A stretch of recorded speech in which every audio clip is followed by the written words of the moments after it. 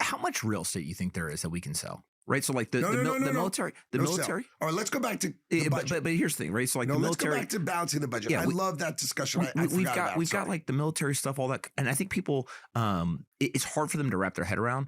But this idea that like the balance sheet of America, there's a lot of people who say, you know what, if I was sitting there and I was spending more than I'm making, but I had a bunch of assets, I could sell some of the assets, I could monetize the assets, whatever. Like they understand that.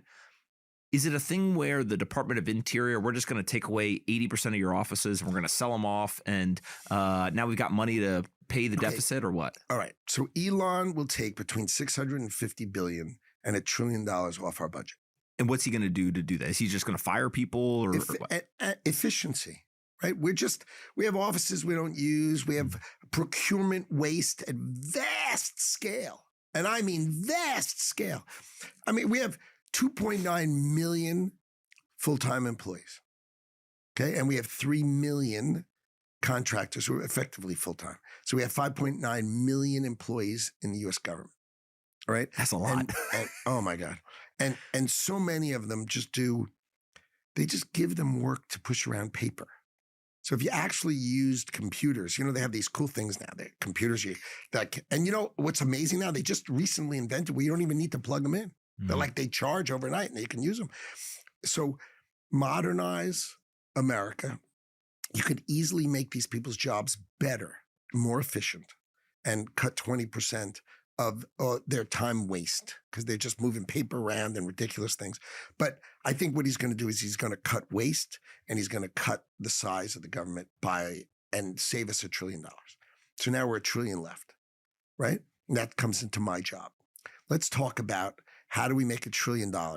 If you give us a $500 trillion asset, can you make $1 trillion off of it? All right. Hopefully. I'm going to rename that famous department we just called it. We called it the Department of the Interior. Let's give it the real name. The Department of all the Land and Mineral Rights of the United States of America. All the land and mineral rights. It used to be called the U.S. Naval Petroleum Reserve. Now it's called ANWR. 19 million acres off the coast of Alaska that has as much oil, slightly less oil than Saudi Arabia. And it's ours. If we pump that oil, who wants to buy that oil? Let me give you a hint. You know how much oil Korea has? None. And they're our ally. You know how much oil Germany has? They need it. They're our ally. If we sell oil, how about Japan? How much oil does Japan have? None. So it's in Alaska. You sell it to our allies. They become strategically important to us. They make a better trade deal with us. They thank God for America, right? And we make money. And you know what we do with that money? Reduce our deficit. We use our assets to make money. We have lithium mines. Mine it. Make money from the United States of America. Don't tax our people. Make money instead. Put tariffs on China and make $400 billion. Now let's go to the military. We spend $200 billion a year on R&D. Every year we spend $200 billion on R&D. We take the cool stuff that we invent and then we give, it's a great word, G-I-V-E, give it to a military contractor who makes the thing we want, the plane or the missile or whatever we come up with that's totally friggin' cool. And then they sell it back to us at like a 50% margin. If we simply said to them, you have to give us back our $200 billion on the products, do you realize I just said $200 billion a year? So you'd say, all right, Howard, you got the interior that's probably like 150 billion. You have this 200 billion for R&D that if we make zero return, we're now the dumbest investor in the history of the world.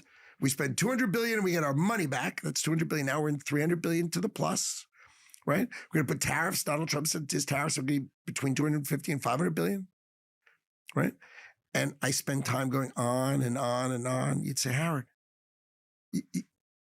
you have a view with Donald Trump to get to $1 trillion at the end of 4 years, don't you? I think it can happen faster. I think Thanks, pal. Yeah, I think that. Well, here's I say, I'll get to a trillion in 4 years, and you're like, I could do it faster. No. Great. I'm you not. do it. I'm not the even one who saying, thought of it. No, I'm not even the one who's saying that. Necessarily I could do it. What I think is the problem with doing it faster is that it's kind of what Elon faced at Twitter, right? Is he walks in the building and they have thousands of employees and he says, all right, I'm going to let some people go. And the second he lets anybody go, the rest of the employees outside of the 500 that are the stars start yelling and screaming. So he's got to make another cut. And what you find is that he's trying to turn the business around while fighting the people who are there because they're entrenched in the bureaucracy. They've got cushy jobs and all these issues. In hindsight, I think he reduced that staff by 80%. Yeah, he did.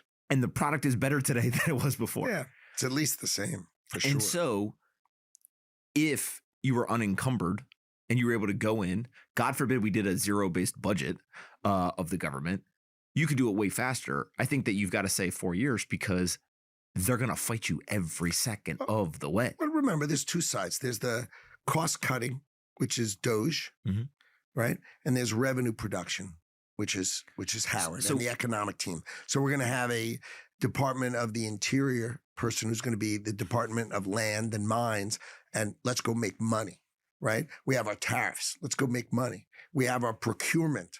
Let's go and use our R&D to make money. Right?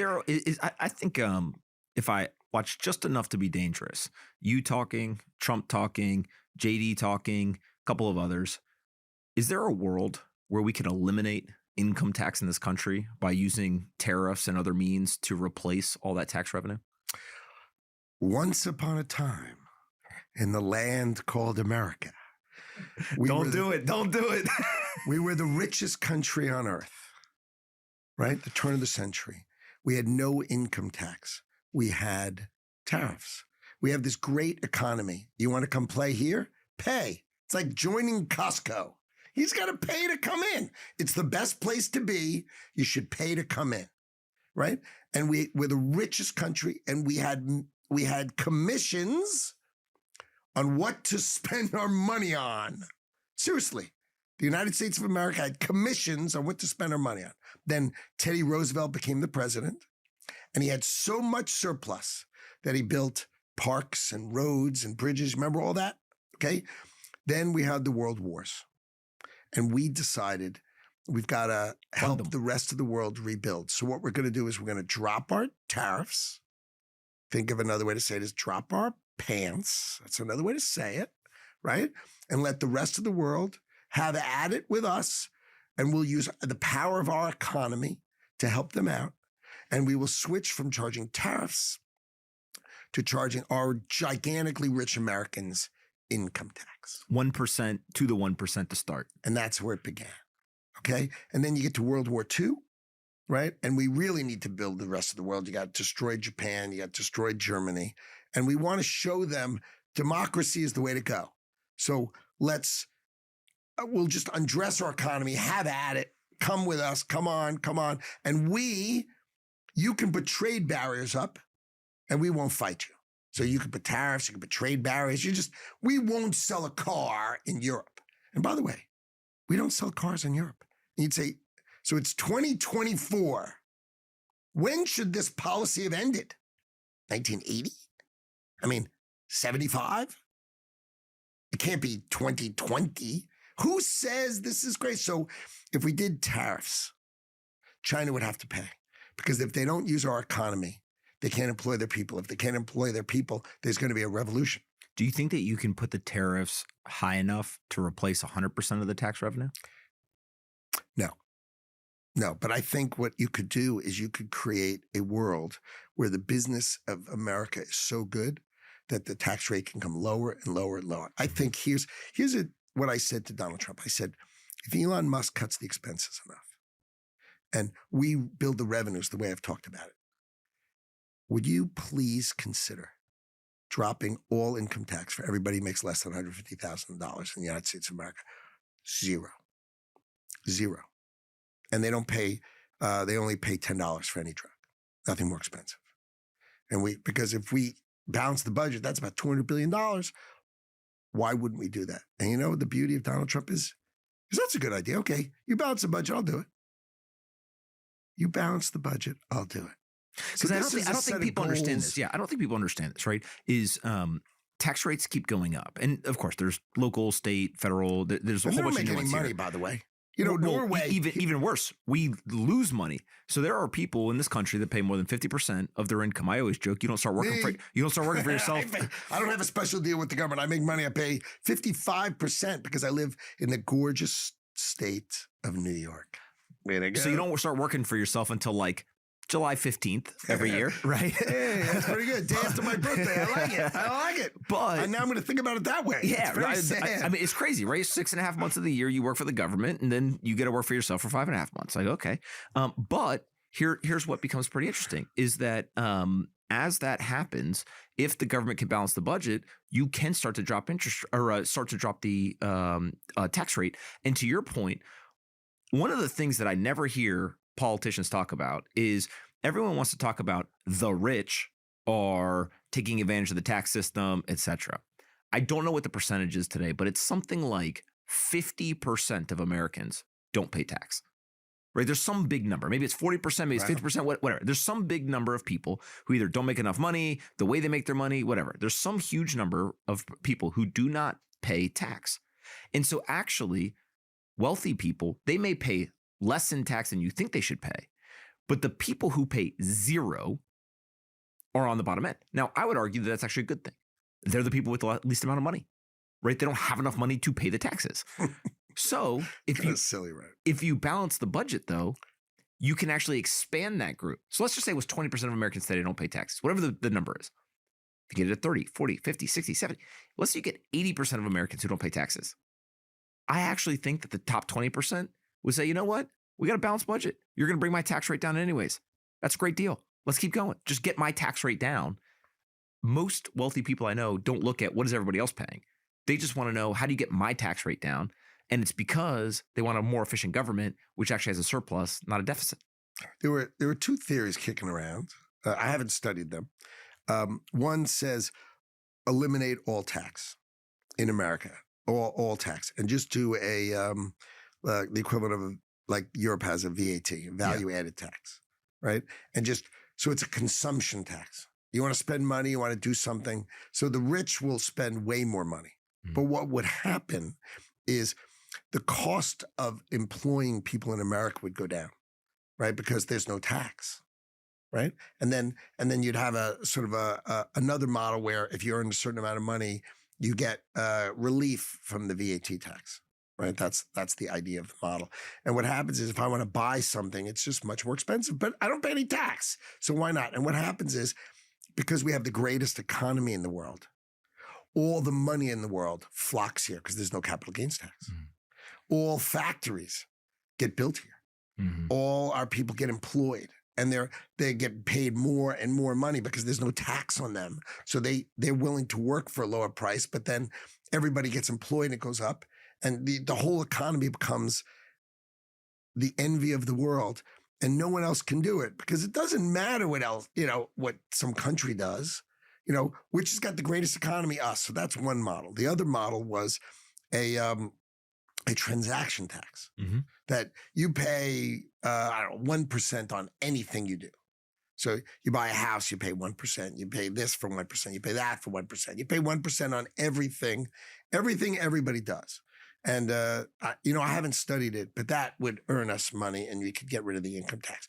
But the concept of these things is only relevant if you actually look at the power that is America. And what we do is we sit there and we say, take your right hand, grab your right ankle, pull it back behind your butt, and let's run. And that's what the America is that we know today. We don't use our land. We don't use our minerals. We don't use our R&D. We don't use our economy, which people should be paying to come in here. We don't just use the power of the United States of America Incorporated. If you think about it, if you said to me, Howard, if you brought together the greatest business people in the world, and by the way, I run Trump-Vance transition, and I promise you, if he gets elected, you will see the greatest group of executives ever to walk on the field of an administration are going to walk on because of this conversation. Let's go out and make America great and not like some hat. And I mean, this is the United States of America. I mean, if we can't make $1 trillion a year, come on, right? And you get people to start dreaming about it.